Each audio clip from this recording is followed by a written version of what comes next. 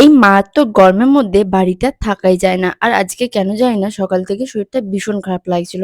তাই ওকে বলেছিলাম যে, "আমার শরীরটা ভালো লাগছে না, পারলে একটু আইসক্রিম দিয়ে যেতে।" আর যেমন কথা তেমনি কাজ। খানিকক্ষণ বাদেই আমাকে ফোন করে বলে, "তোর বাড়ির নিচে আমি দাঁড়িয়ে আছি, তাড়াতাড়ি করে আইসক্রিমটা নিয়ে যা।"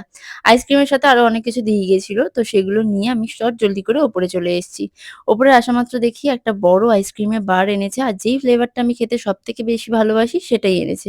তার সাথে এনেছে আমার ফেভারিট চকোলেট যেটা হচ্ছে কিটক্যাট আর এনেছে হচ্ছে এই একটা বড় কেক। কেকটা আমি খুব একটা খেতে ভালোবাসি না, তাও রেখে দিলাম যদি কখনো দরকার পড়ে।